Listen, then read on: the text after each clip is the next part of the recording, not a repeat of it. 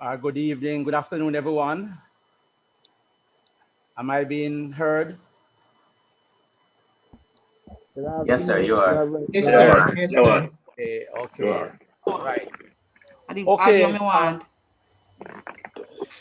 brothers and sisters, good afternoon again. This is our second session, our second conference. We are looking today on the topic, the relevance of Black Lives Matter.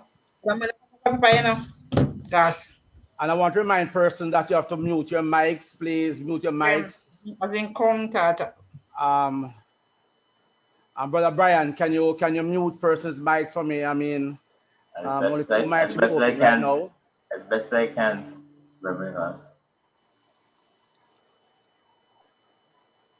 Okay, so brothers and sisters, we don't want to apologize for a topic such as Black Lives Matter. I know that there are some persons who are like critical of the movement because of its how it was founded and all of that, but that's not what we want to discuss today. Today we want to really talk about its relevance in our Jamaican context because we do know that the population of Jamaica is predominantly African, and most of our congregants are poor black people.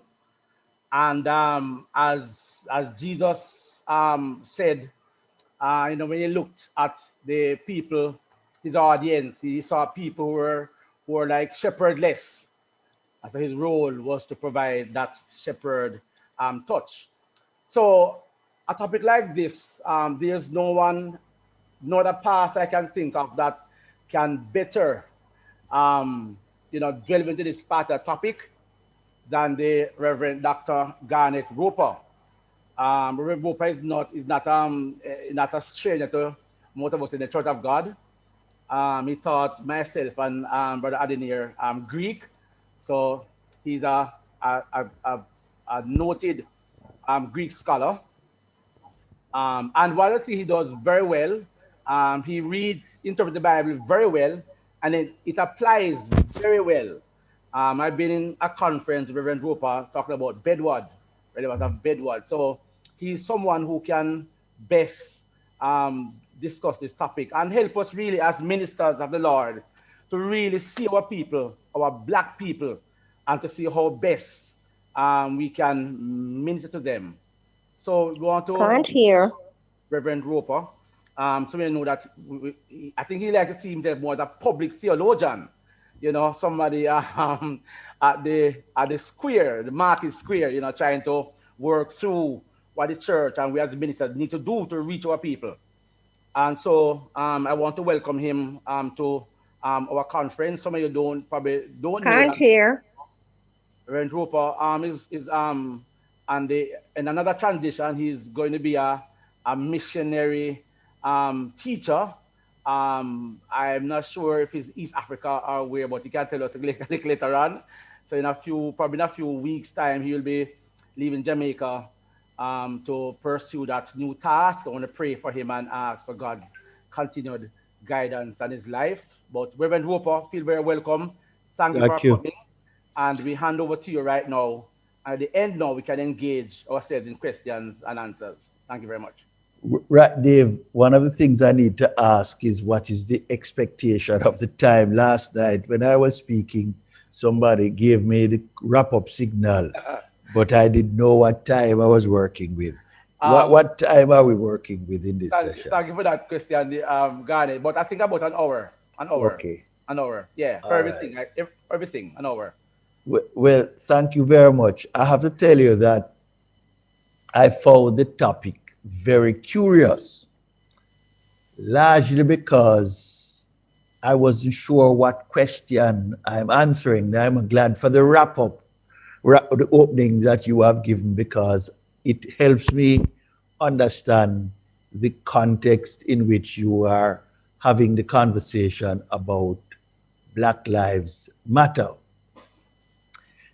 I wanted to know what dangers did we see ourselves as needing to ward off by framing the issue as the relevance, or as I had heard it first, the impact of Black Lives Matter as far as the church is concerned. So let me assert that the Black Lives Matter movement is or was started out as a hashtag Black Lives Matter. And it started that way in 2012. And by 2020, the movement had become the largest social movement in the USA. And a protest taking place on June 6, 2020, included 26 million people participating in 550 locations across the USA, not to mention parallel, similar, or the same movement in Europe. And since that time, we have grown accustomed to symbolic gestures in international sports of sportsmen and women taking the knee in solidarity with the tenets of the Black Lives Matter movement.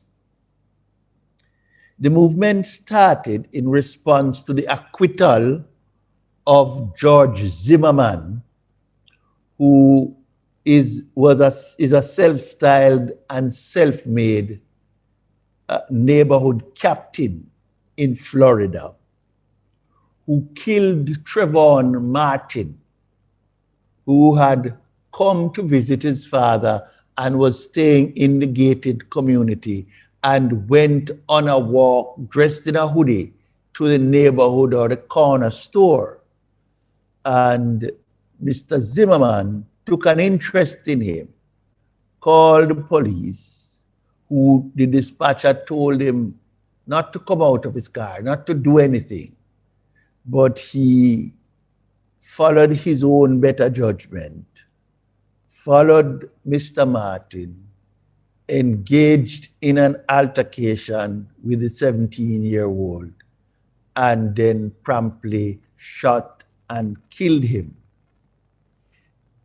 The unfolding events afterwards indicated the superior financial resources which the family of George Zimmerman had access to when compared to that of Trayvon, the family of Trayvon Martin.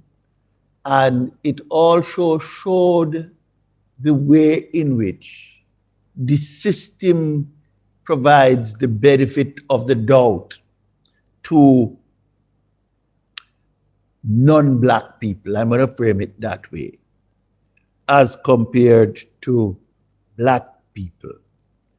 And so the trial eventually took place, and an all-female jury acquitted George Zimmerman of the charge of murder in the second degree, of the charge of manslaughter, and found him not guilty. Protests erupted. But that by itself doesn't explain what we now have as something of a global phenomenon. And the killing of Black males and the killing of Black males as representatives of this, by representatives of the state, and the killing of Black males or African Americans generally, without there being legal consequence, is part of the normal body politics of the USA. I listened to the televised trial of Derek Chauvin, who kneeled on the neck of George Floyd until he died. And there are some interviews.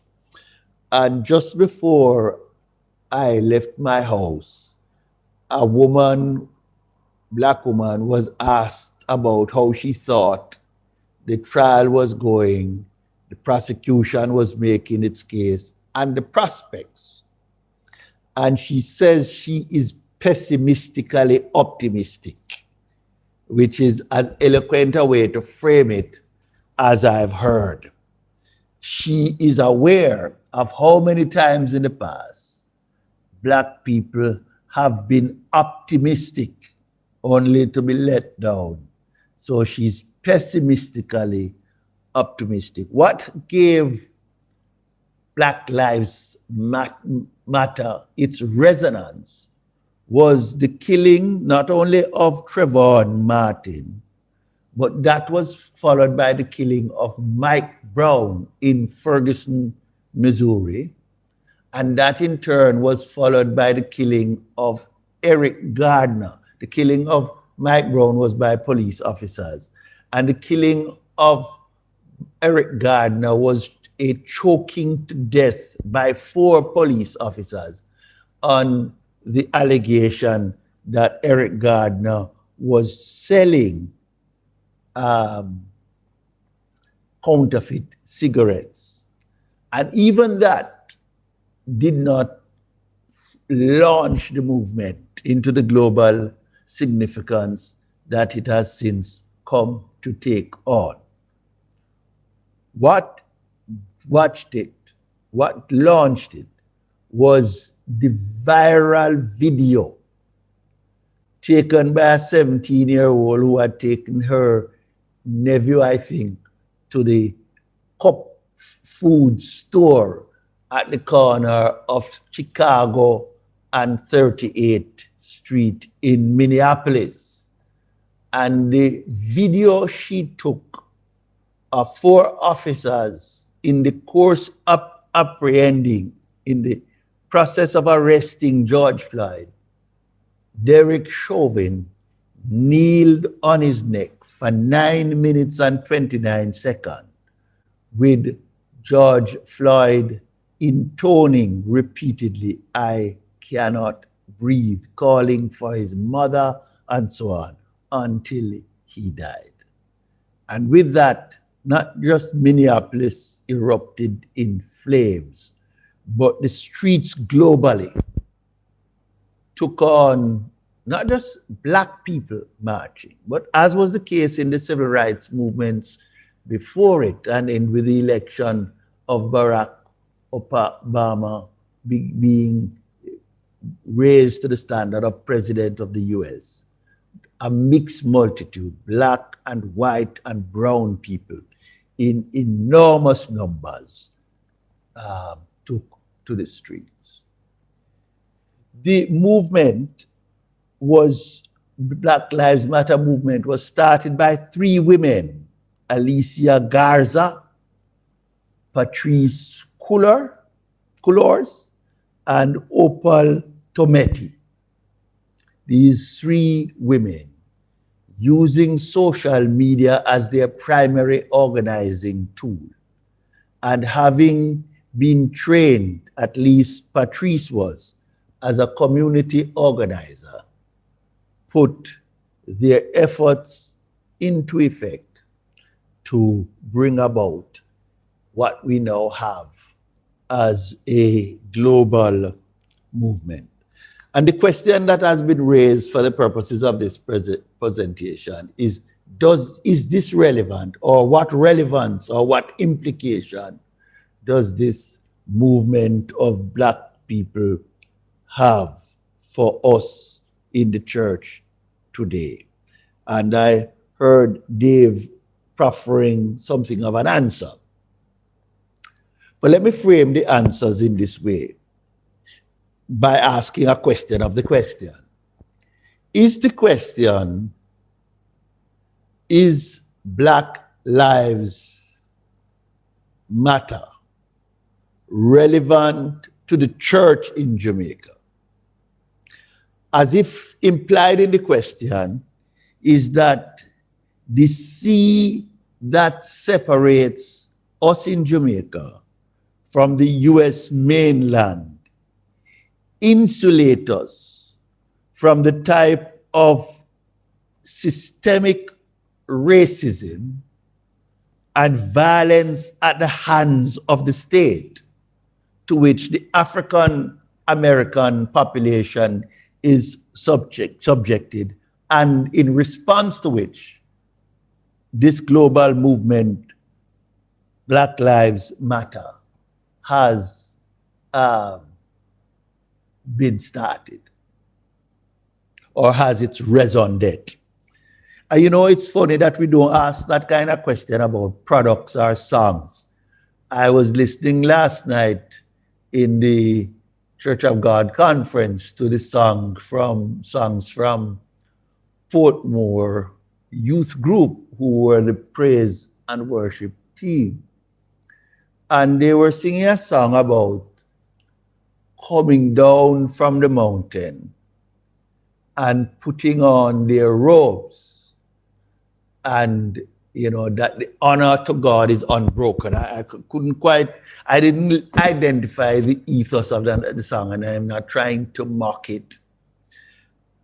But it struck me that both the genre of music, romantic ballad, or you know, I wasn't sure if a part of it was hip hop, the words and there's a metaphor behind the music are all important. But nobody asks themselves the question, what relevance does this music have to our reality as congregation in this part of the world?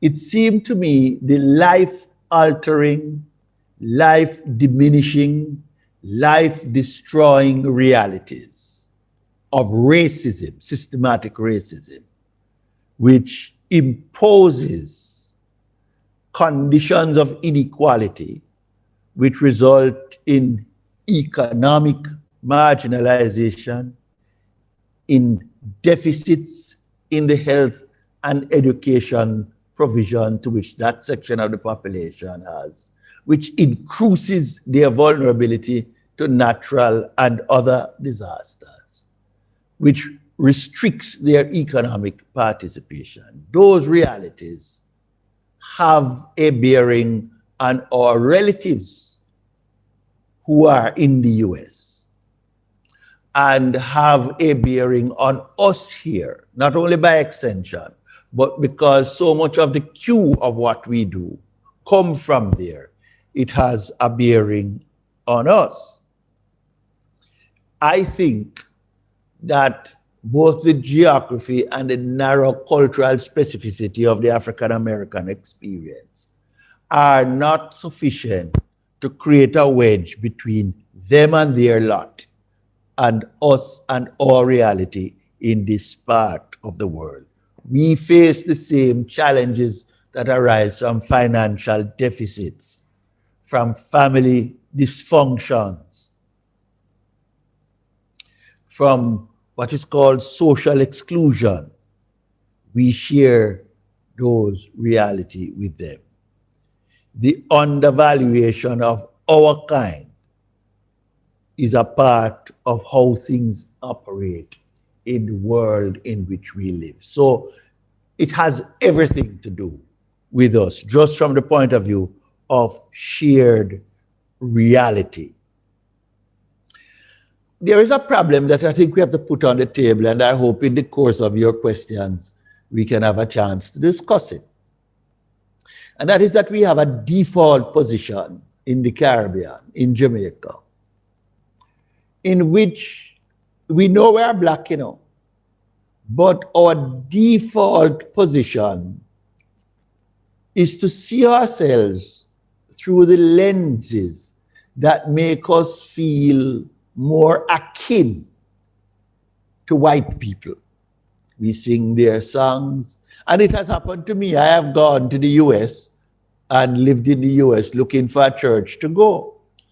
And when I go to the Black American church, many things about it in those days were too different from my own expectation and experience. The songs they sang, I knew vaguely. But when I went, certainly in the Midwest, to the white church, especially their Sunday night service, I was at home as if had been in my church at Rosemount Missionary Church in Montego Bay. There's a kind of kith and kin that we feel. And even when something is for us, we only feel comfortable embracing it when white people tell us it's okay. They are not threatened by our embracing it. And so I wondered if there was a measure of that in the question that is put by way of the subject for our discussion. But I believe that if our gospel, our proclamation, our church experience is going to make an impact on the lived reality of our people, we will have to find metaphors like the Black Lives Movement project as vehicles of our liberation, transformation, salvation project for this part of the world. So the Black Lives Matter movement has had an enormous impact in the short 1 year, not so much between 2013 and 2020, but certainly between 2020 and 2021, and I identify only a couple in passing. They have banned the chokeholds in the police forces across America. So police can't use that in the process of apprehending a suspect without putting themselves at risk of criminal prosecution. And if you watch the trial of Derek Chauvin in Minneapolis, and if you heard the chief of police give testimony, and if you look at the most enlightened policies which have developed in the use of force, it is testament to the way in which the Black Lives protest message has begun to be heard. I would also point to the fact that Hollywood has had to increase its sensitivity in relation of the reinforcement of certain negative stereotypes with Black men, portraying them as criminals and violence and suspects, and the nannification, my word, of our Black women, projecting them as baby mothers and as nannies. Hollywood has gotten sensitive to it. But also the use of images. I think you, Prince Phillips, died today, and we offer our own sympathies to the British people for what it's worth. But the Governor General, who is the Queen's representative, wears, the word is slipping me now, call it a brooch, but I can't think of what it is. An emblem on his lapel signifying his knighthood. And on that emblem is the angel, the archangel Michael, who is depicted as a white person, putting his foot on the neck of a Black person depicted as the devil, right? And this is the kind of imaging that has produced the world.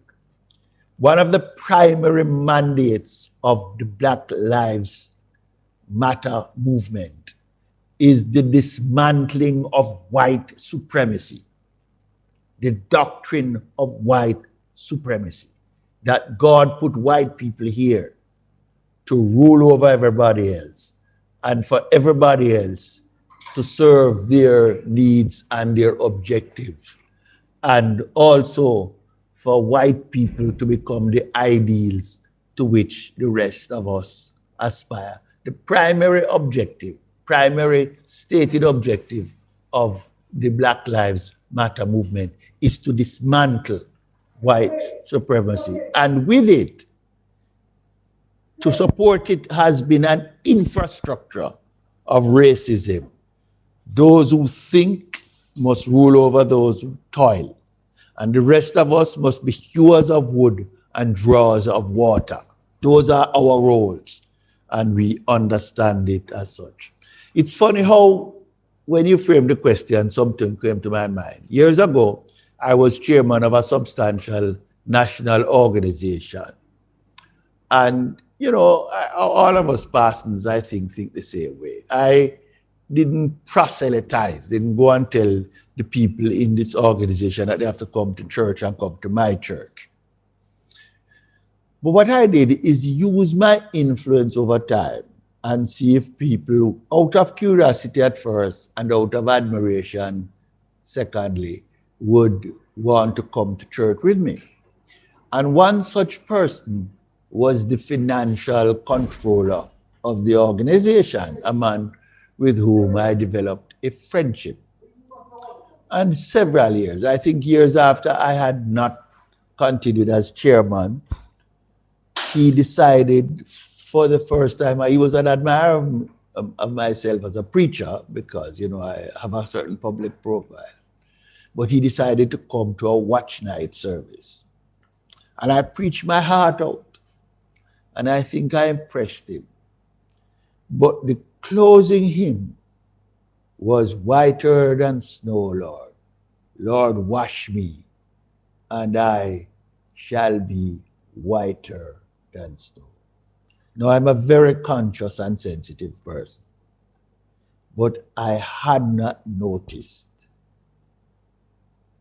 how the hymn would be heard by somebody of the consciousness and sensitivity of my friend. And boy, at the door when he was greeting me, he said how wonderful the sermon was and how turned off he was by the choice of him. Here am I, a black man, singing a hymn, which is a prayer to God that I may be made whiter than snow. And then I turn around and cuss skin bleaching. I was dreadfully embarrassed, but I don't think I've ever used that hymn again as a closing hymn. Really and truly. But because of how we are socialized, we have come to internalize images that are uncomplimentary, that promote the self-hate and self-negation, and reinforce subtly, subliminally, notions of white supremacy. So BLM, Black Lives Movement, is a consciousness-raising movement. When it first started, it was a movement speaking about heterosexual black males. As the movement grew, it came to the determination that black men were not peculiarly and only uniquely the victims of racism and violence at the hand of the police. Women also. So they had to think about ways in which the language would become inclusive and far more sensitive to the inclusion of women. And then they had to include transgender. So originally, and it is the first time I was hearing the word, it was a cisgender movement, CIS gender movement, which means people whose gender was the same as birth. as they were at birth. But later on, it came to include as a kind of inclusive way, politically correct, not just heterosexual men, but LGBTQ, but women, and as it says, transgender people. So let me make the following assertions in answer to your question about the relevance or impact of BLM for the church. And I make the following 3 remarks. One is that BLM is continuous with the platforms on which our own story as a people has been based.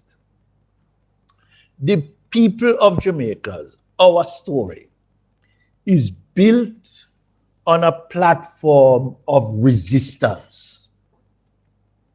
Our foremothers and forefathers never accepted things as they were, but they resisted it. Taki resisted. Nani resisted. Bogle led a rebellion. Sharp transformed chattel slavery by resistance. Marley and Garvey articulated a philosophy of life until the philosophy that holds one race superior and another inferior is totally and finally abolished and destroyed. Everywhere is war. I was watching a documentary on South Africa, and Cape Town as one of the most beautiful cities in the world, not just in Africa. And in the middle of the documentary, they burst into the song which echoed the words spoken first by Haile Selassie when he took the name Haile Selassie, Rastafari, right?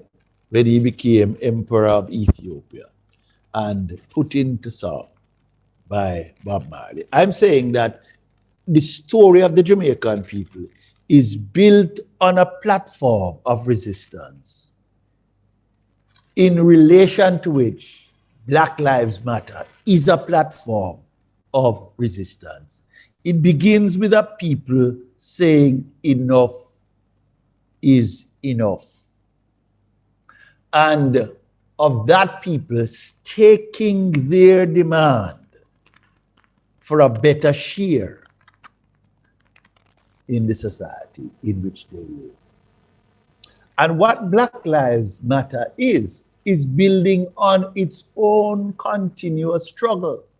I don't know how well known it is in Jamaica that in America, one of the Sunday afternoon recreation was for church people to go to the public lynching of Black people. That they would string them up on a tree and light them a fire and then sing Ring a Ring a Roses, your pocket full of posies, ashes, ashes, you all fall down. That's what they were talking about. So Black Lives Matter goes all the way back in defining its mandate to the resistance against lynching and Jim Crow and segregation in the South, with the march of the civil rights movement, the sit-ins, crossing the Edmund Pettus Bridge in Selma, Alabama, that this was all part of the prior struggle of which BLM is but the latest chapter.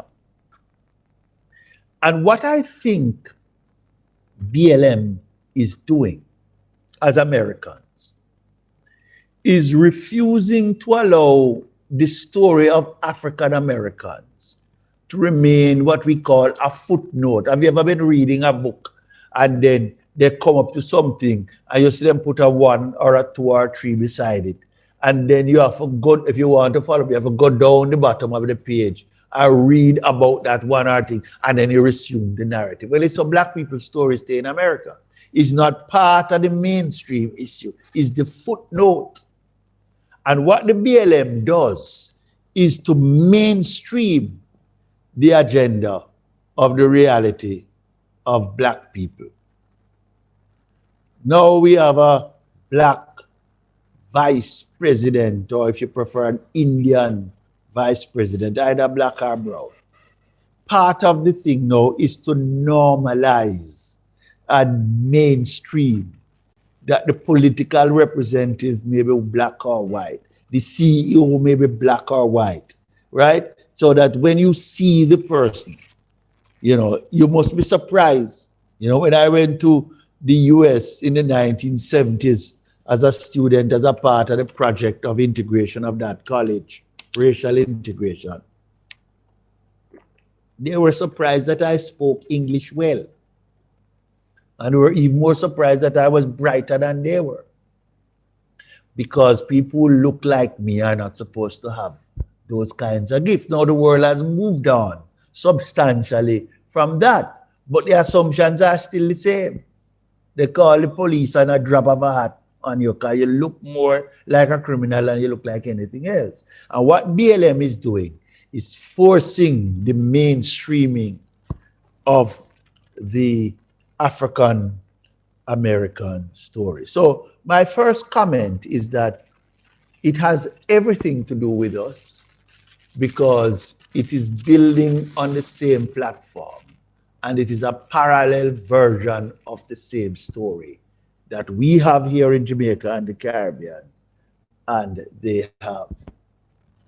I had the pleasure this afternoon of receiving a call from Prime Minister Ralph Gonsalves of the St. Vincent and the Grenadines, a personal friend. And I had called yesterday when I learned that the volcano, well, when I saw him send out an announcement that people evacuated from St. Vincent will go either to Barbados or to St. Lucia. So I telephoned his office and I didn't get him.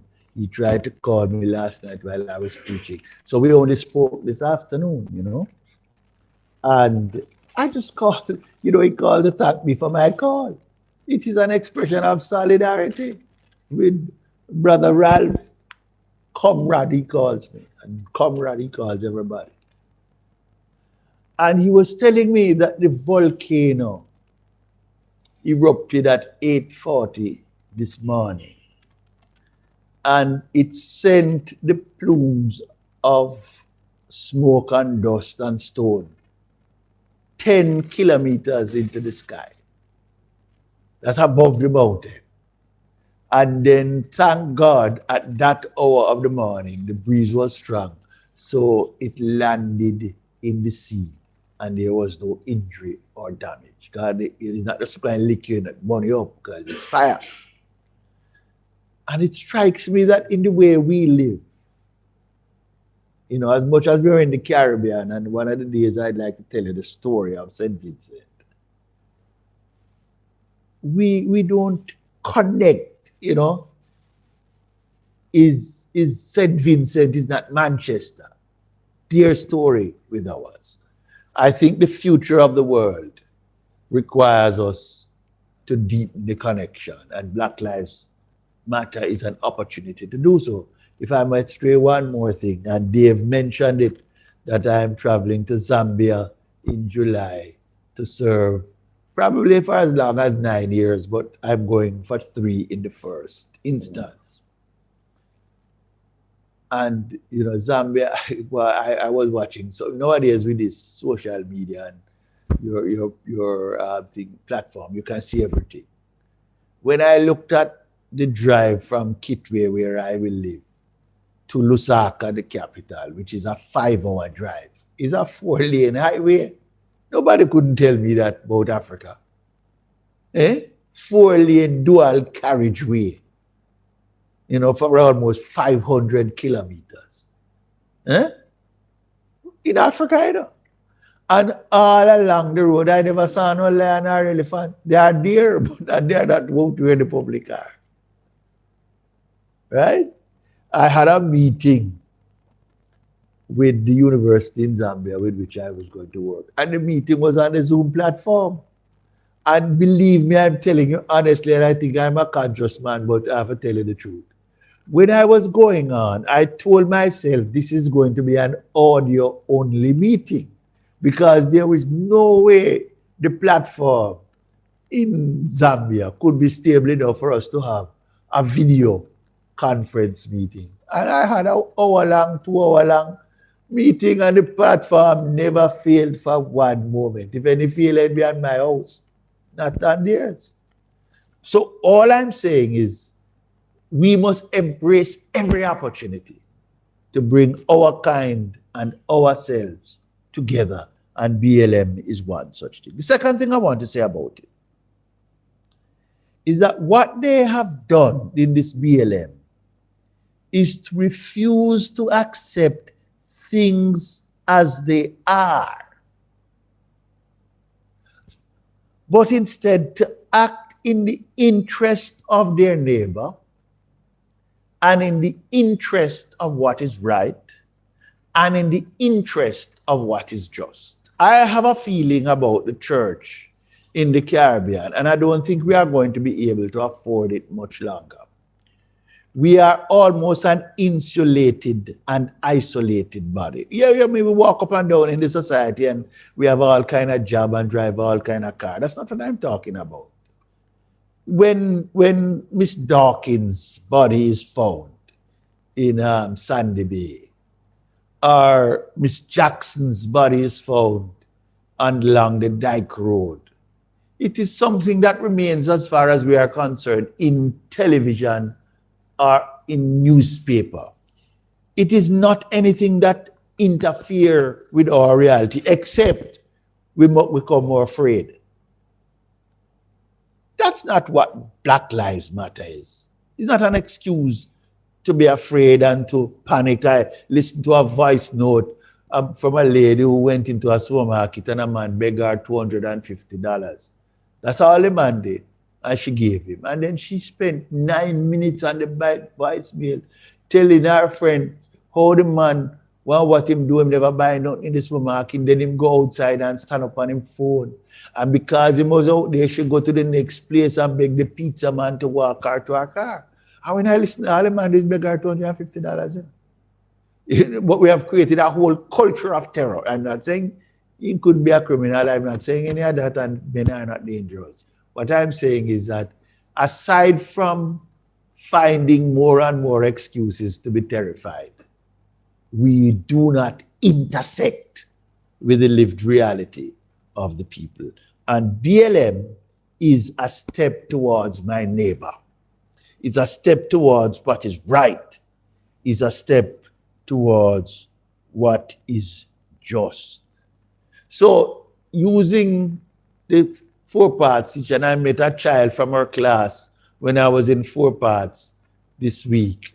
And he right away told us, that's what he wanted to say, that he was from her class in the 4 parts primary school.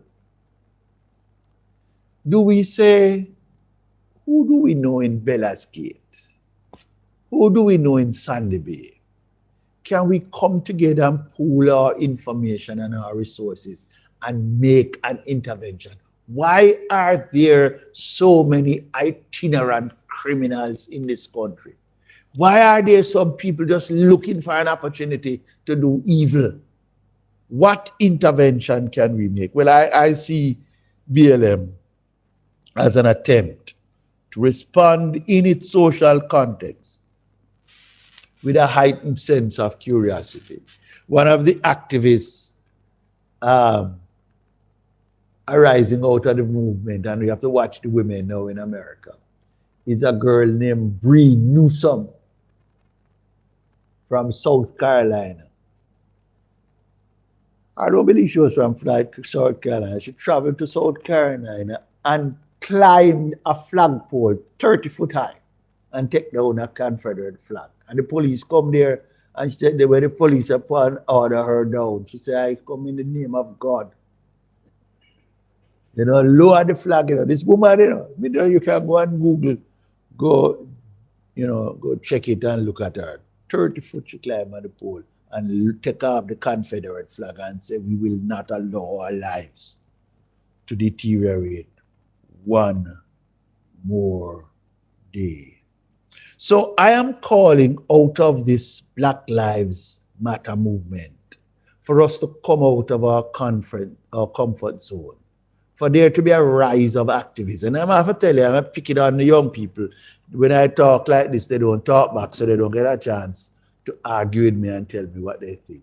But I think the songs have to say more to interpret both the gospel and our social reality. You know, I don't know if you've ever gone to visit somebody who is ill or perhaps dying, and you're searching for him to capture the moment, and you can't find anything. There are lots of people, you don't know anything. Or you're in this trouble come, I'm sorry, trouble come, your picnic shot fit you. Are you looking for a song, a part of your spiritual reserve, and it's just not there? I think that BLM is a consciousness raising. It's making our muscle memory, our consciousness sharpened about the issues and the ways in which we have to think through the policy. There are some people doing good work, you know. Good work, which is a long-term investment in the future, in a better world. And I would like, I used to tell people that about video, but that when they talk about video, you know you're dated. They used to have a thing called a VCR in the 1980s. And you could buy a VCR for your children to watch all kind of movies on VCR those days. Well, I bought a piano for my children to learn to play the piano so that they could prepare themselves to participate in worship and enhance the experience of the church community. That's what getting a musical instrument does. You stay by yourself and practice and become good. And then when you put that practice to work, you are enriching the lives of other people. I am seeing BLM as a kind of advocacy movement, as a way of engaging with the possibilities of the ideal. And I think that is what it offers the church. The third and the final thing I want to say about it is that the people behind the BLM movement are church people. They are church people. I was done the enormous honor not so many years ago to go and preach for the Progressive National Baptist Convention. And I spoke for them in 4 very distinct cities over a couple of years. One in Washington, another in Detroit, Michigan, another in Atlanta, and I'm not remembering where the 4th one is here now.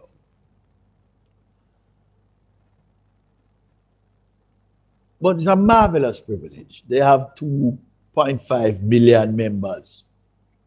It was a church that gave Martin Luther King Jr. to the world. People forget that when Luther King started to preach in Birmingham, his church ran him away.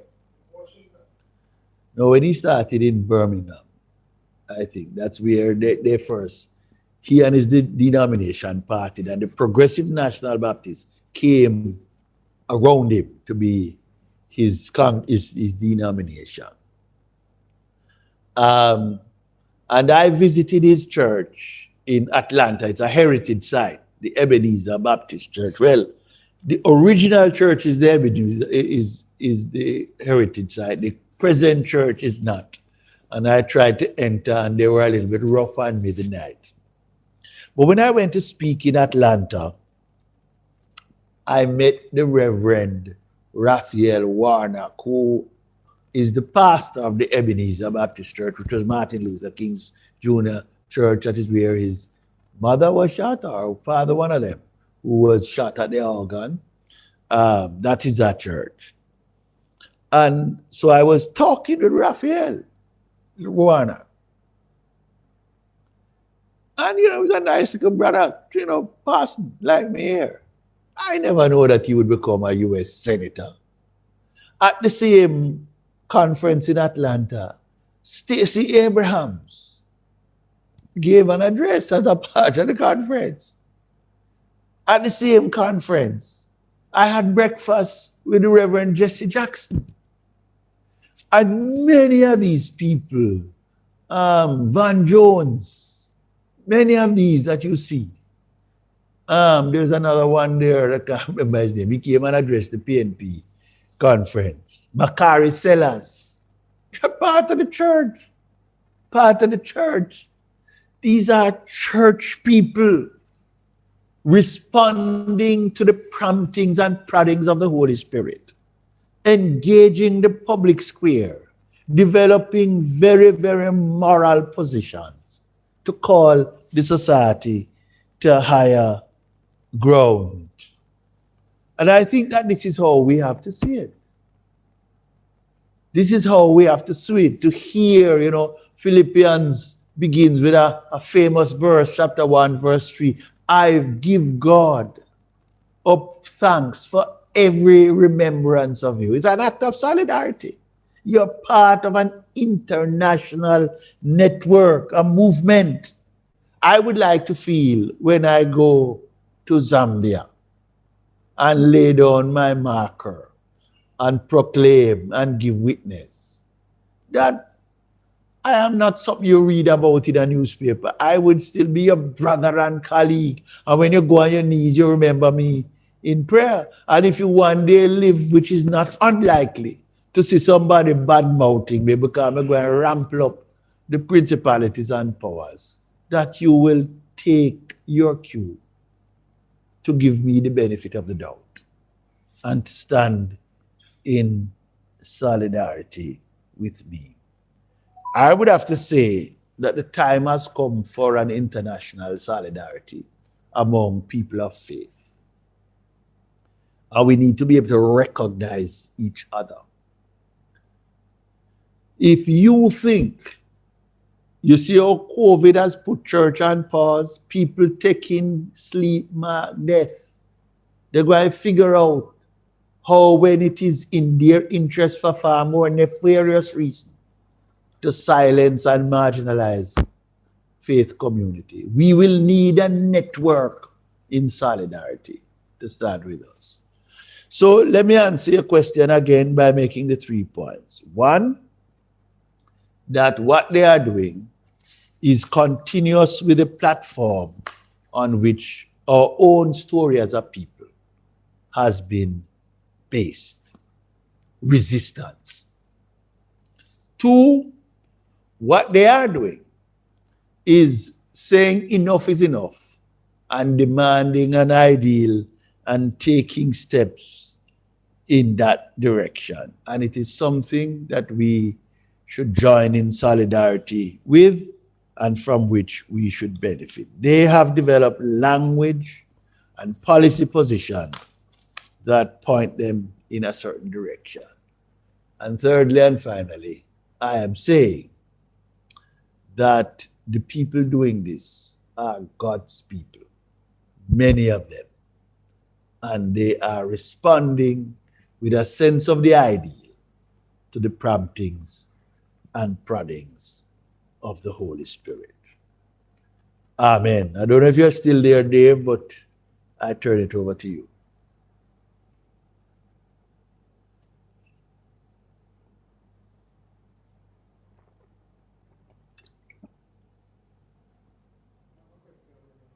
Yeah.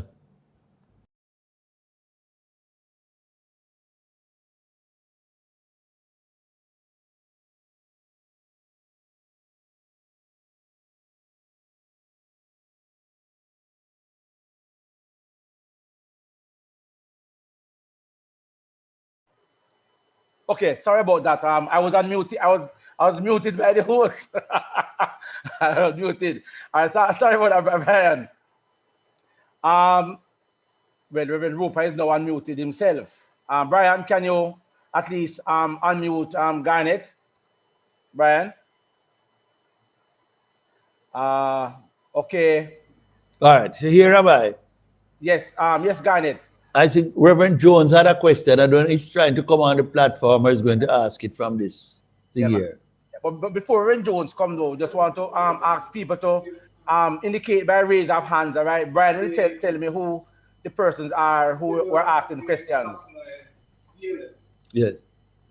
It's a resurgence, you believe, of an agenda of black people fighting on white supremacy or white establishment. Mm.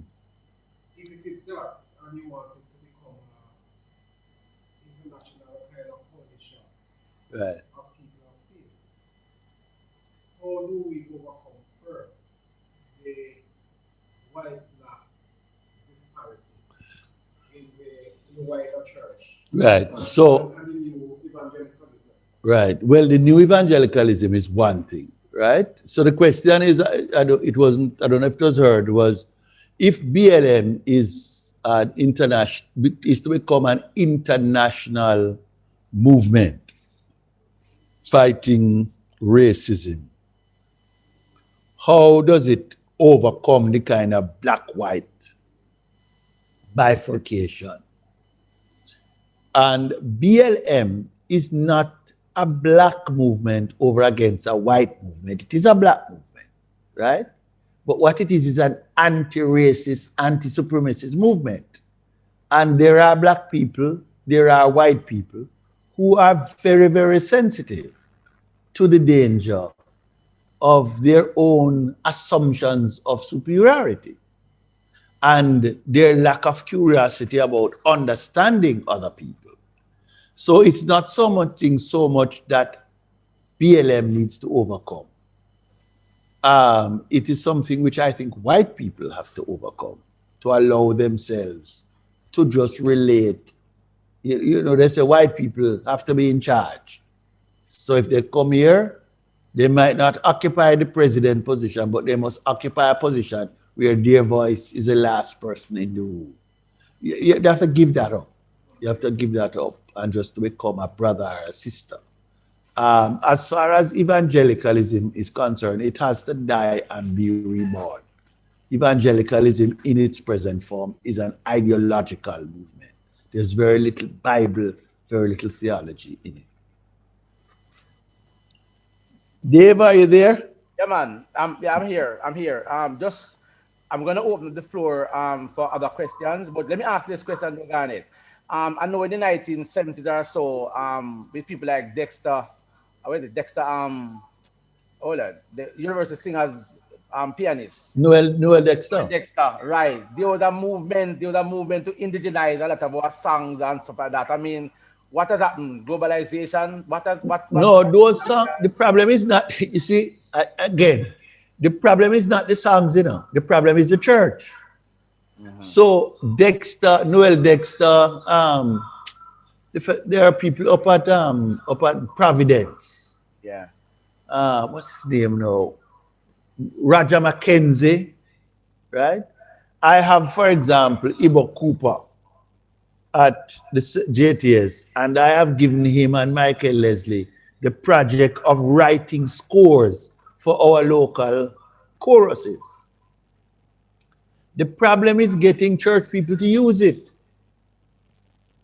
They prefer to take up songs they see on the Saturday morning TV religious show.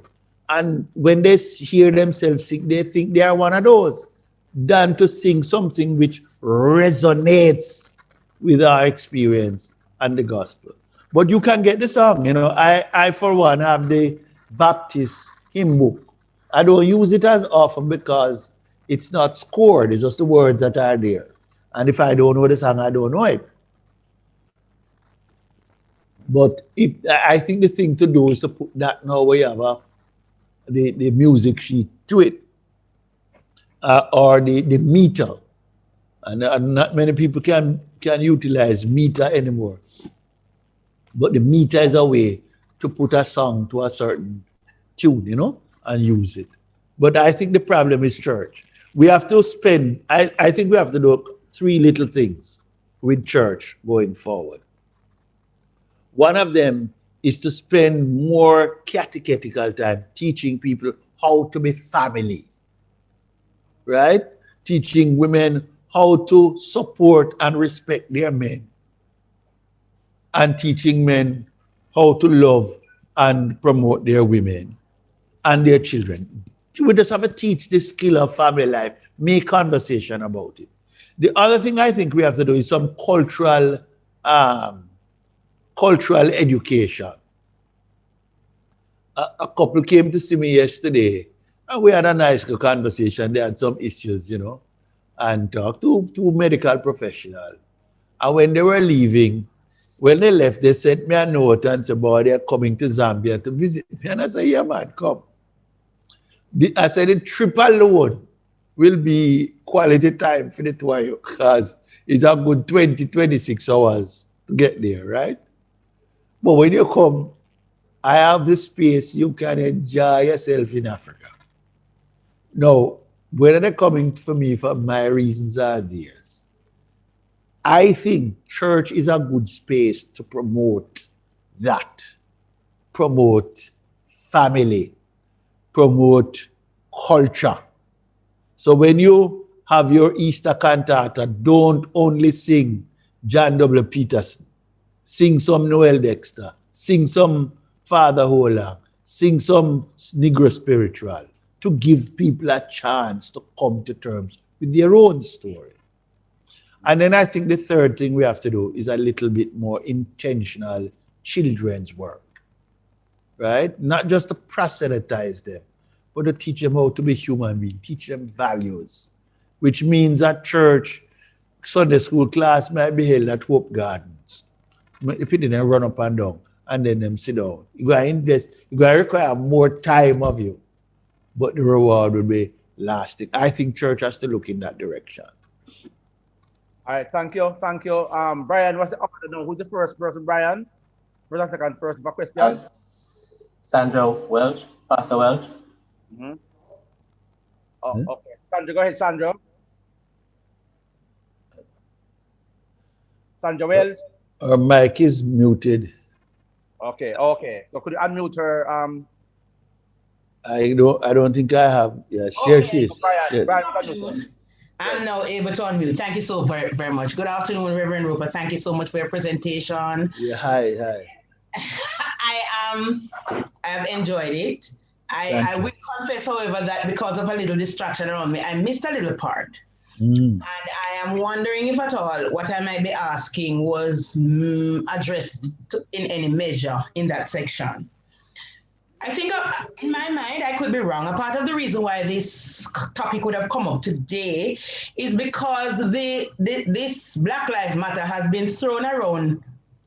Is that the wrong word? But in our church, it has been mentioned in connection with all the other craziness going on in the US of A.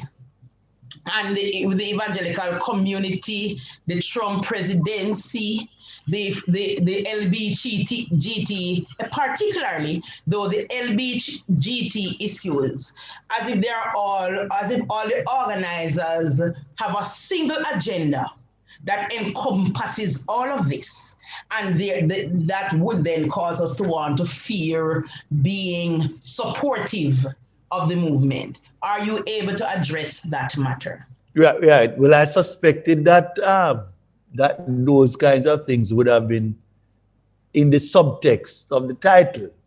But I told myself it's Adenir who asked me. So Adenir who have those hidden agendas. But let me try and answer it frontally. I want to start with the LGBTQ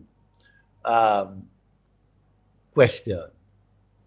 I think the way we treat with that group, that subgroup of the population, is as if they are not real people, and that we could come up with a way to be Christians in the world while we not only make them invisible, but we delete them. You know, you have a little backspace on your computer and you just delete them, or you highlight and delete them. You know, I would have to tell you this. Recently, I discovered that a young lady that I had performed her wedding to her husband has remarried. And she has remarried a woman.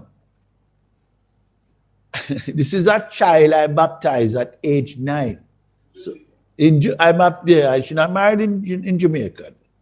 But it struck me, and it was a little bit destabilizing, because nothing that I saw in her life would suggest. But that is where she is now. Now, I ask myself, you know, people, all them do is get my number and say, can I come to see you? Suppose she come and say, can I come to see you? I'm not going to ask her who is she coming with her.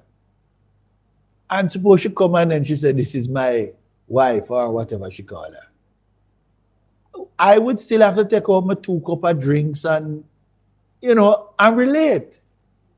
And I would have to know that people, like dogs, can read your eyes. So I would have to reach out to her as family, which is what she is. Now, I don't know. We spend all our time thinking about what if them come and ask me to marry them. Life don't necessarily emerge like that. We have to first have an agenda that frees us to relate to them as people. You know, when I was learning the New Testament, there was a man among Jesus' disciples named Simon the Zealot. Simon the Zealot meant him carry a dagger in the back of his waist, you know. He was one of Jesus' disciples. So Jesus would have to have had an approach that allowed that level of political activism to be unthreatened by his program and his relationship. Judas was a part of the disciples. No.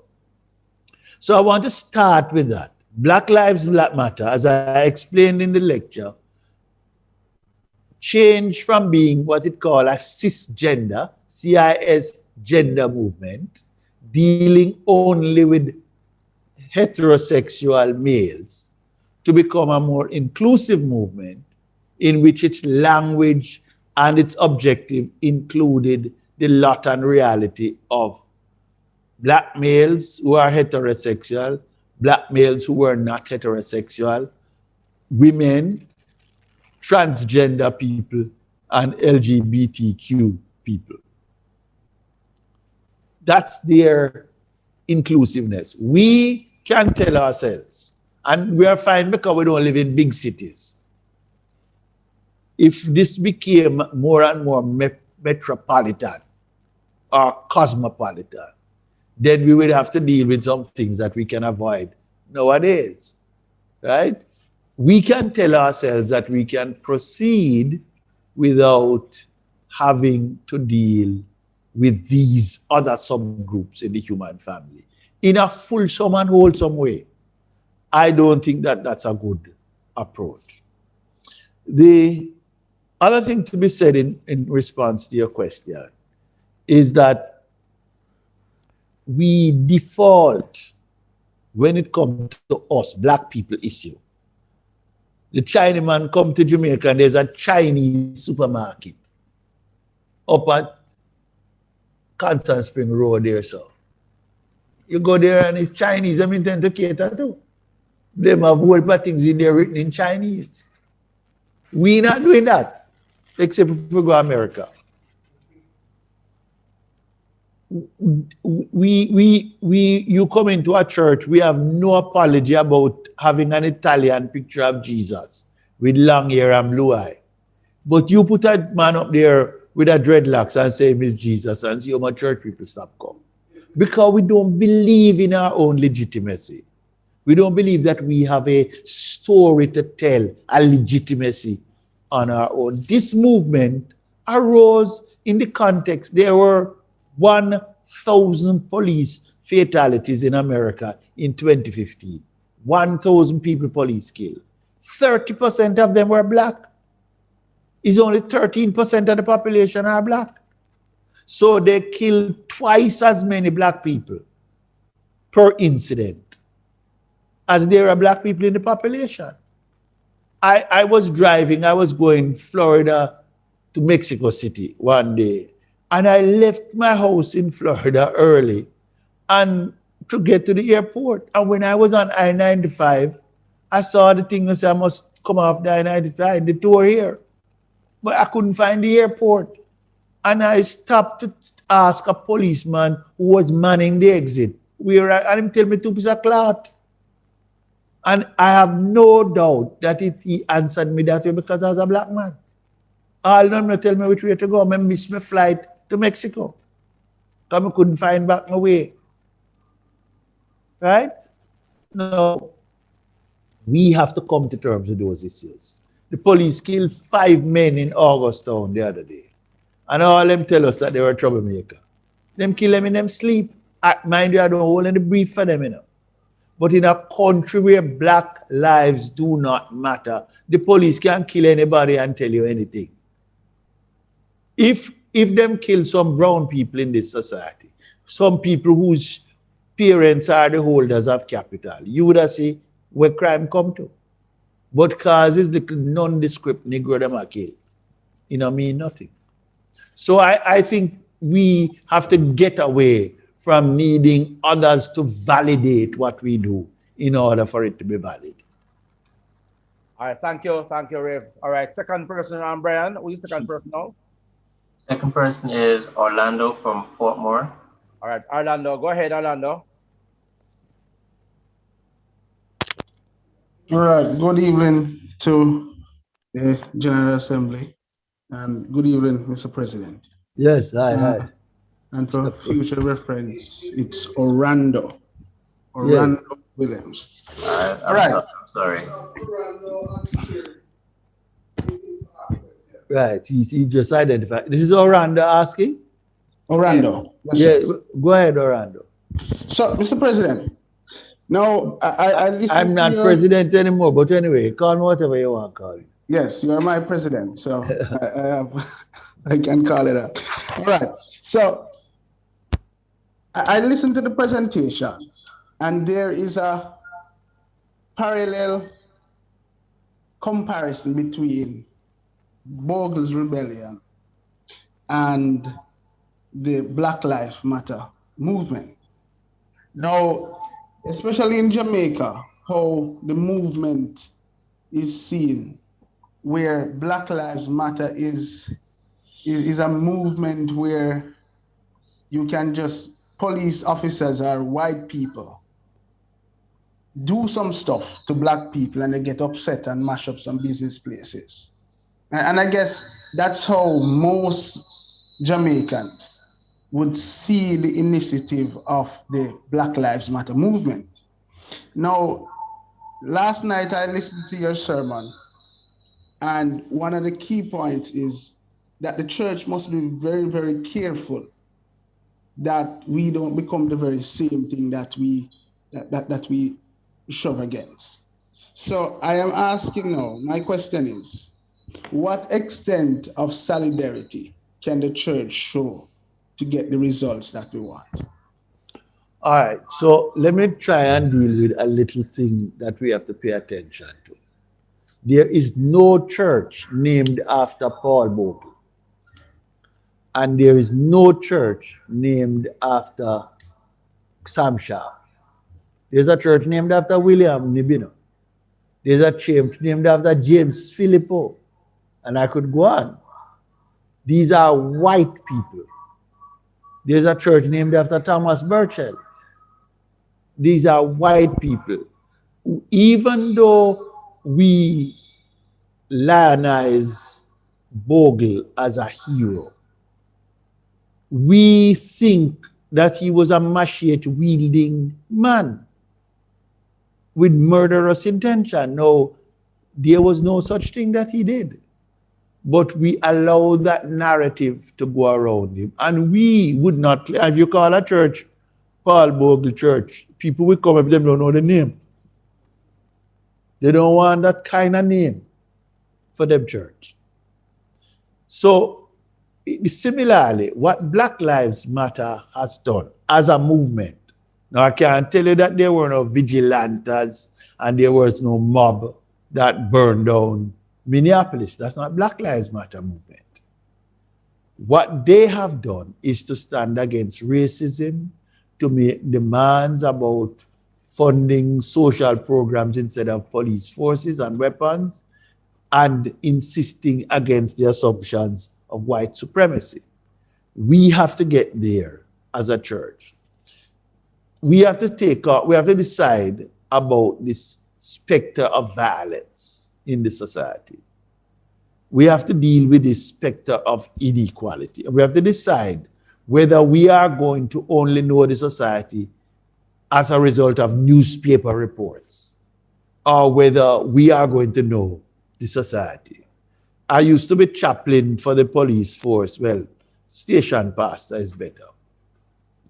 And when I go to prayers on a Monday morning, I would not only know about the major crime, but also about the major criminal. I'd sometimes meet them because they were sitting in handcuffs right there at the police station when I went for prayers. And I would have a version of events from the horse's mouth. By the time that thing come in the newspaper or come on TV, it's like old news to me. We as a church need to go back on the ground in the community, understand the issues from the ground up, and then engage in our social solidarity in that way.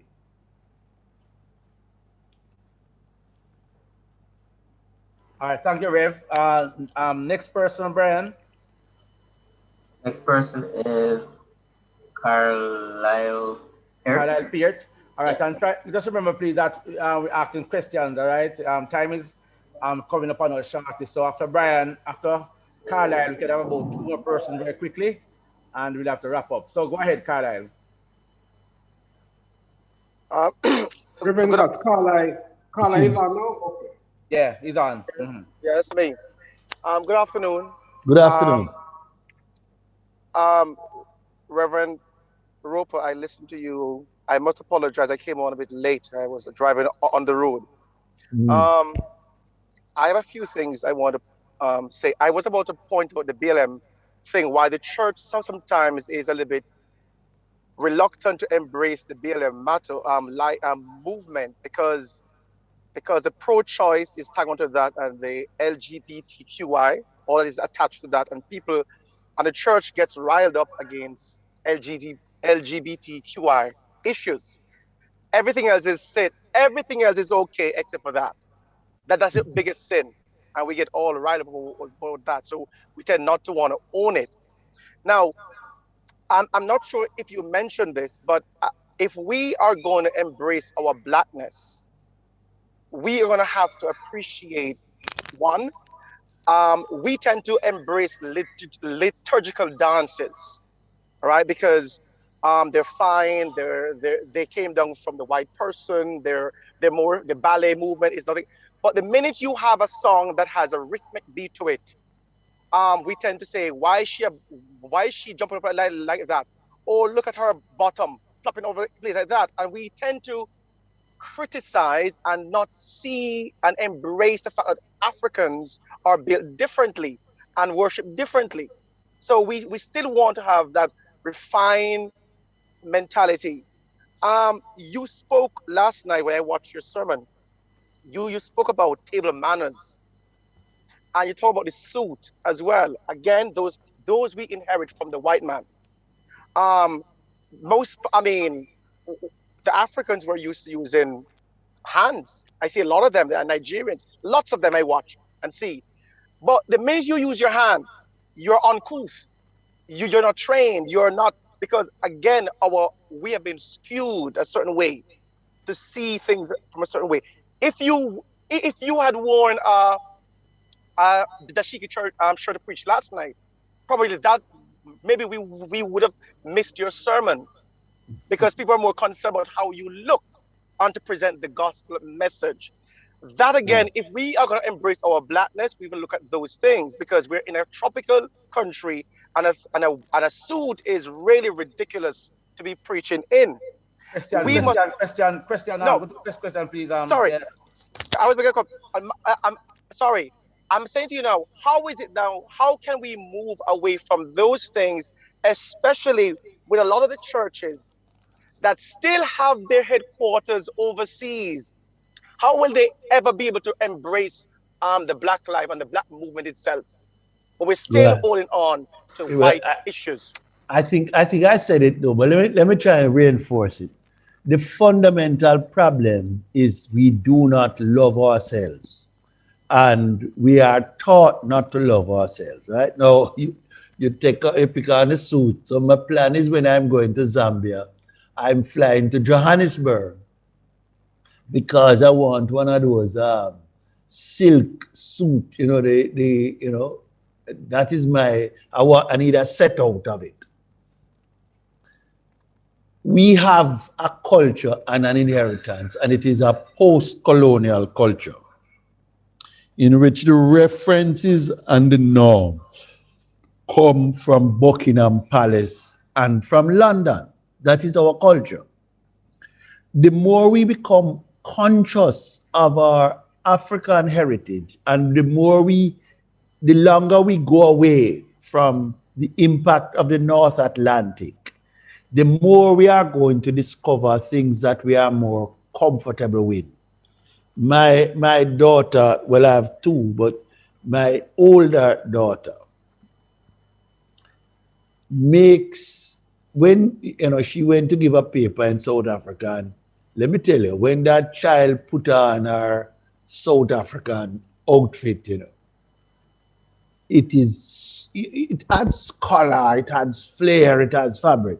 And the more we make that trek between Nigeria and Ghana and ourselves, so that when you buy something, it is manufactured in Ghana and you can put it on. That's the problem. The problem is not, we don't make the clothes we wear often, we buy them. So the more it becomes easy to go down to Joseph's or Mars or wherever and just pick up one off the shelf, the more natural it becomes. Now, the church has told itself that the things that it does are not just cultural, they are from heaven. And that is what we have to overcome. It has nothing to do with heaven. It's just a manufacturer wherever they live. When I went to Bangkok to give a paper. And when I came downstairs the hotel, I found out that there was a man who could make a suit for me and give me the next day. I buy 2 suits. But why you think I buy the 2 suits? A, because I could afford it. But B, because him could make it on me overnight. So if you get to a place though where you can get the dressmakers, the fabric, and people can get access to it in the styles and fashion they want, you're surprised to see how, and it don't have anything to do with heaven. It's just it's America, it's marketing, you call it. I want to come back to the homosexual thing. Homosexuals are people. They are fellow human beings. The idea that we can take up other people's prejudice and turn it into a basis to be prejudiced against people is wrong. I don't know why it occupies so much of our thinking space, what people do. Right? All I'm saying is, in any agenda, if you're going to reach the Jamaican population, 9% of the Jamaican population is homosexual. You're going to reach some homosexual. Right? You have to then get comfortable not passing judgment on people for the sake of it and relating to people. And now, if you get vexed with me and cuss me, you wouldn't be the first, but it won't change what the truth is. All right, thank you. Okay, this is our last question. Oh, this is our last question, O'Brien. I see no more hands. Oh, okay, no more hands? the homosexual thing, let me leave it. Oh, man. All right. Adinier was butting at one time. Did he have another question to ask? He wants to know if you have another question, Adini. Eh? Yeah, all right. All right, brothers and sisters. I think Adinier is coming up with something, and then All right. he's trying to find his way on the. But Garnet, as I didn't look about that question though. What struck me though, is the idea of police brutality. Right. Police brutality, and also the black male, the vulnerability of our black males, young black males. Some that those kind of projects I think that we can actually embrace because we have them in our communities that not going to church. I mean, we're losing them. So even those projects are projects that could really be a spin-off of the Black Lives Matter, ensuring that these people. Well, what I say is that we have the same reality. Yeah. We have the same reality. Many years ago, in 1991, some fellows came and handed over a firearm to me. The firearm was stolen, maybe it was 91. Stolen from a motor car, I think driven by Commissioner Trevor Macmillan's brother. And they gave me the firearm to turn it in. But by the time they gave me the firearm, or the reason they gave me the firearm was because the police had held on to a little boy who was a relative of the gangster, who he thought had something to do with the stealing of the firearm.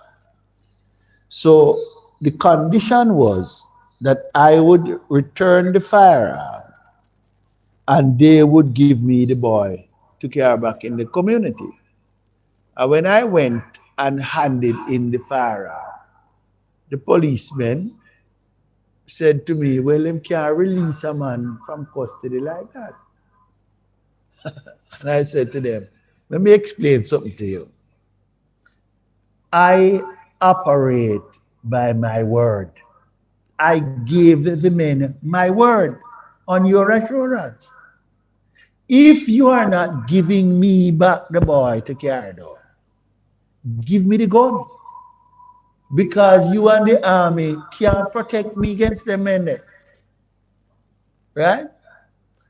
And they release the boy. But as a result of it, it became clear to me the gap between the police and the people. So I offered to come to do prayers on a Monday morning, something which I continued for a further 20 years after that, to come and do prayers with the police. I was at the same time giving prayers in the lockups, right?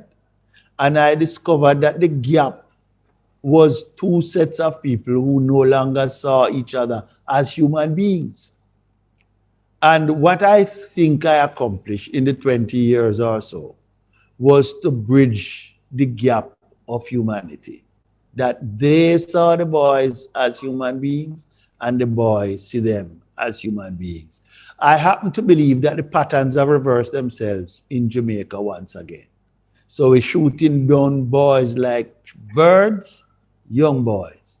There's 500 people get killed since the start of this year, 31 women and 470 men since the start of 2021.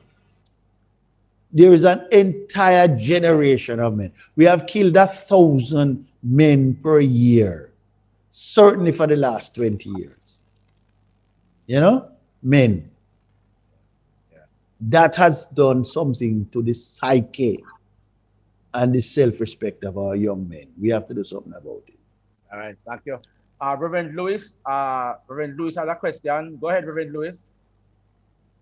And then we get to Reverend Adinier, and then we have to kind of wrap up after that.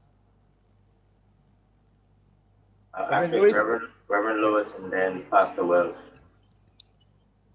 Okay, go ahead, Reverend Lewis.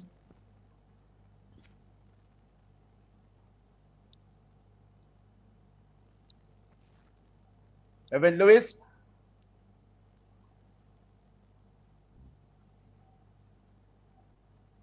Reverend Lewis is my... It's not Reverend Lewis, it's Peku. The Winston is my first name. Sorry. Winston. Sorry.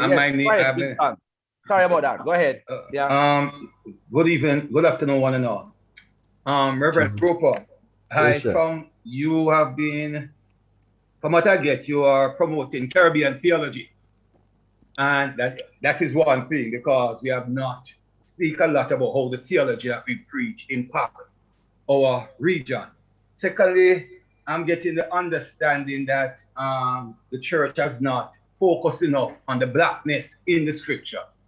We preach a theology that seems to come from Europe, and the gospel that we preach is all white, and we don't emphasize. Most of the time when you emphasize whiteness, blackness in the Bible, people have questions about that. Is it that what I say? I don't remember those being my subjects. Let me say again what I say. Our churches, our songs assume a reality. So as you use the words, there is a reality that informs your choice of words, your description, and so on. That reality has little to do with what I call the lived reality of our people. When we talk or when we sing or when we criticize, there are certain images. Some are negative, some are positive. The image that is negative is usually associated with ourselves.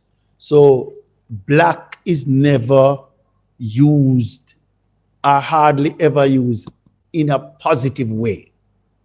White is always used in a positive way. We tell ourselves that we know what we're talking about, so the negative image doesn't have any impact. But they do.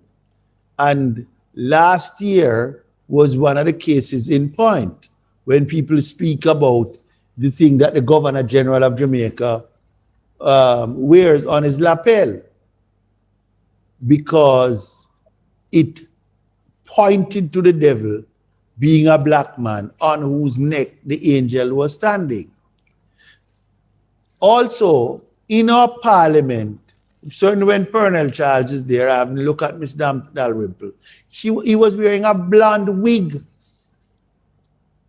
A black man in a Jamaican parliament wearing a black wig. It is continuous with the reality in which the Jamaican young people will buy bleaching cream and dig out their melanin out of their content. Now, you can tell yourself it don't matter. But I am contending that we are in dereliction of duty in a context of extraordinary violence and extraordinary preoccupation with material welfare, that our message don't come to transform how people think about themselves and how they think about their world. We have to do that in order to effectuate the change, the transformation, and the liberation that is taking place, that ought to take place. All right, we're going to have two more questions now. Pastor Sandra Welch and Reverend Joseph Gordon. Could you just ask the question after each other, and then Reverend Hooper will respond, and then we're going to have to do a wrapping up. So go ahead, Sandra, and be brief now. Questions, questions, Sandra, and then Joseph Gordon. Dr. Roper, Reverend Roper, all of the above. You referenced a lot of what we take in Jamaica as church and worship those songs as coming out of England, which is true. But isn't it probably more true today, though, that we have really taken on more of America, which can be a little different, especially as what I said, just to be fair, I said the North Atlantic. So the North Atlantic is on the east is London and on the west is America. Okay. Because I find that we are taking on, well, the songs is one thing. The pronunciations in the songs, we have to sing them the exact American pronunciation. In our churches, all of a sudden, half our members say God in that very American tone. And you know, I am a caller for reality, for us to be real in worship. Authentic, you mean? Yeah. Yes, that is, I think, the correct word. And then I invite those who are. I don't know if I should say this, but thought it was a little harsh to refer to your suit last night in the way it was referred before. But I would invite whomever to come to Johnson where Reverend Morgan never wears a suit. Yeah, but actually, I wear a suit because I am coming to the Church of God convention. I don't need to come to tell them my variety of clothing. I have come to kind of fit in and pick the image which I think would have the least issue. And I But respect that, sir. I actually respect it, but yeah. I actually respect it, but I thought the way it was expressed. No, well, I'm not easily offended in that way. But let me just come to the thing. The bigger problem is that we need to spend more time teaching our people about our culture, right? We have to give our young people and others a tour. I used to teach a course at the seminary called Caribbean Thought. And in the first couple of years I taught it, one of the things was a field trip to Duppy Church near Balaclava, then to Accompong Town, then to the Black River where they have the Zong Memorial, and if I could, I would take them to Croydon in the mountain where Sam Sharp was born, and to Kensington where they started the fire to burn down the 250 plantation. And what I was really trying to do is interfering with this development of the self-concept. I mentioned St. Vincent and the Grenadines before, which is the last country in the region to have been colonized. It got its independence in 1979, the last time the La Soufrière volcano erupted. It is erupting today again. But St. Vincent, you talk about fighters, that is the Carib, the Kalinago. But part of the problem is that we don't know our own story, right? We don't know our own story. And I tell you this last thing. I was supposed to wait until Joseph asked before I answer, but I tell you this last thing. When I was at Portmore Missionary as pastor, I was going to build a sanctuary and I needed to use the resources of the prep school. So I became the chairman of the prep school for the purposes of that project. And the first thing I did as chairman of the prep school was to increase the co-curricular activity. And I added two things to their co-curricular. One was table tennis, because I play table tennis. And the other was drumming.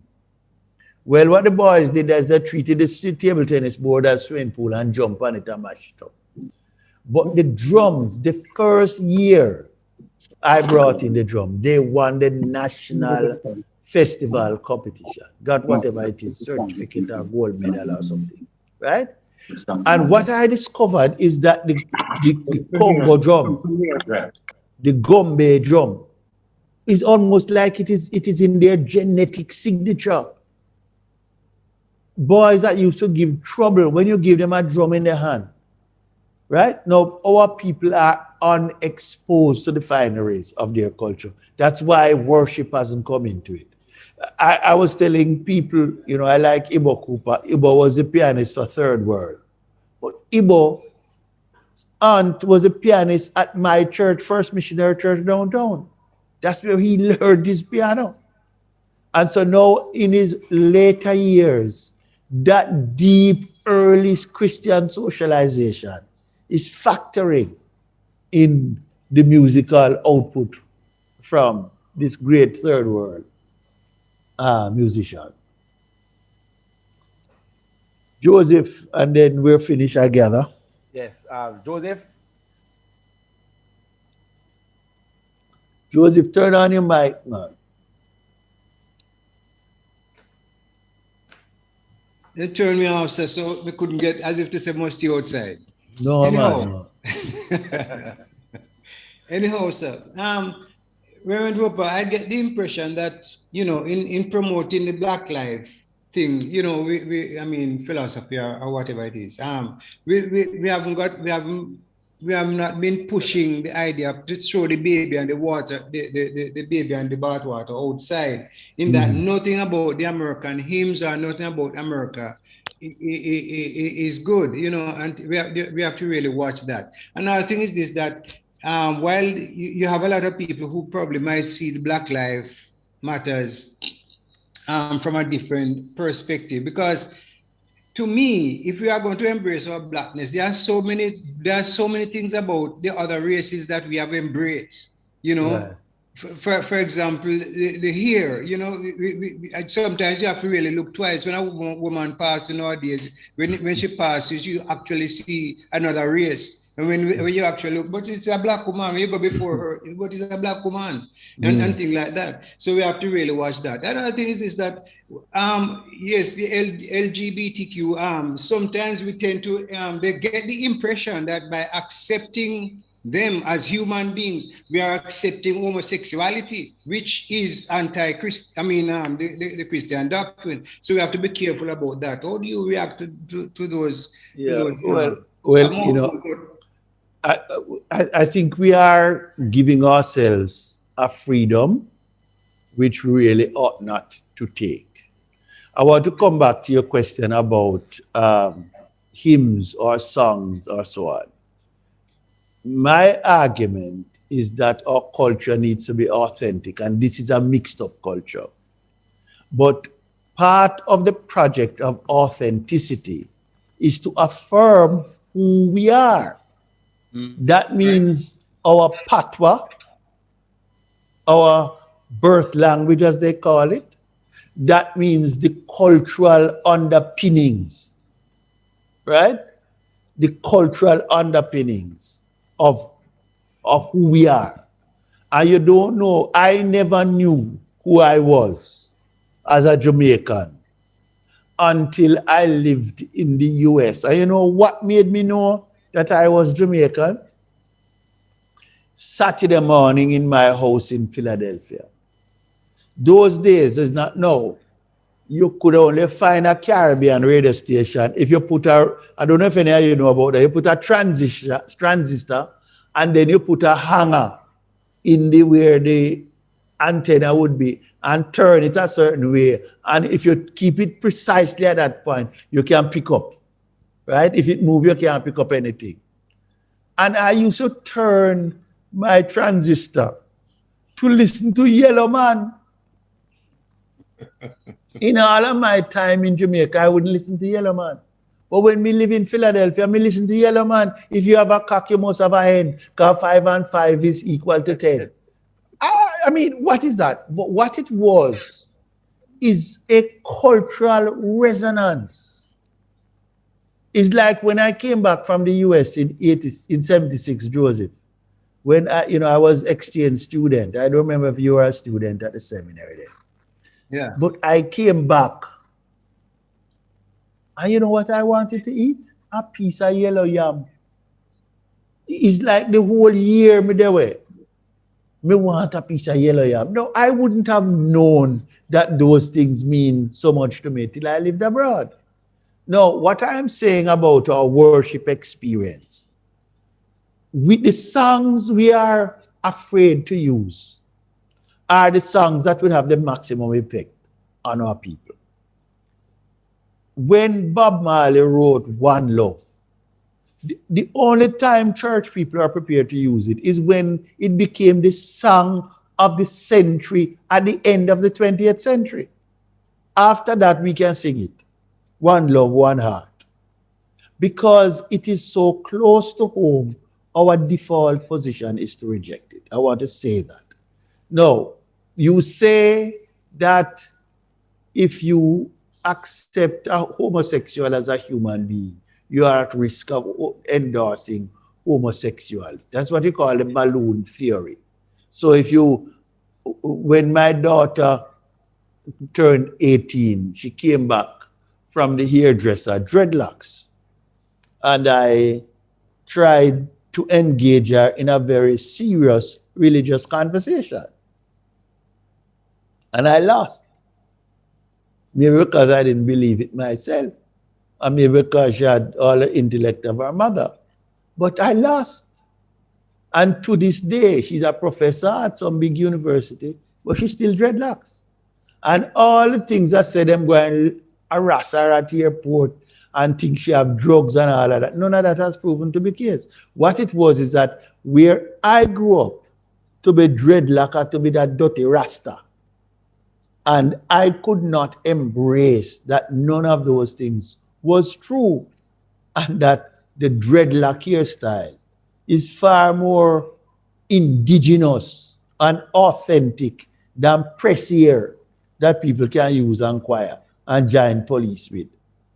That's what I'm saying. We have to come to feel with our people, to walk and feel it tuck in our heel. And our religion must derive from that. When Pentecost came, Pentecost is the first defense of the indigenous language. Everyone heard the things of God in their own patois. Thank you very much, Reverend Garnet Roper, and thank all our members for participating. But just before I ask our sister Sadie to give a vote of thanks, there's a closing comment that we have been fed this afternoon, and this is a call to action, faith in action, as we've been called, to take on projects, apart from worshiping, take on some projects. We have so many issues in our communities. I can think of young men who are struggling, not coming to church. We need to find some ways so we can bridge that gap, that sense of ensuring that our people, are loved and feel appreciated, and we, put our faith in action. So it's a call this evening, and I remember reading something from Lateret, the church historian, who actually argues that the church grows more when the church accepts the culture of the people who are being missionalized. Incarnation. So once we accept our culture, the church grows more than when we keep hanging on to this kind of missionary theology. And I hope that will inspire the people. But I hope that all of us have learned something today, and we leave here committed as Jesus did, to change the world, to change our communities. And we want to thank you so much, Reverend Roper. But I'm going to ask Sadie to give Sister Sadie to give the final vote of thanks. Over to you, Sister Sadie. Okay, thank you, Dr. Goss. It is my privilege, Dr. Roper. Thank you on behalf of this. Has been a most stimulating talk. It has given us much food for thought. Much food for thought. I mean, you raised issues which I never thought about before, and I'm sure it resonates with others who are listening today. We thank you so much. We're going to miss you because we've always enjoyed your interaction with the Church of God in Jamaica and your thought-provoking discussions that you've always done with us. And so we want to wish you all the best as you go on to your future assignment. I'm sure we'll be able to follow you on social media, but we want to wish you God's richest blessing. We thank you for always coming to us when we ask you to do something in the Church of God in Jamaica, and the way you've dealt with the topics. Today, you dealt with this topic admirably. We couldn't have asked for more. You've left us as a movement a lot to think about, and a lot to change in the way we approach our ministry here in the Church of God in Jamaica. So we want to thank you very much, and we wish you all the best. So I'm sure that everybody on this platform will join me in giving you a big thank you. Thank you very much. Thank you. And thank you all. The pleasure is mine. Thank you. Thank you all for coming. I think we know what is the announcement now? We have service starting at what? 5:30 still? Can anybody help me with that? Brian, is it 5:30? Yes, sir. All right. So see you guys later, everybody. See you later. God bless. Take care. And we talk again.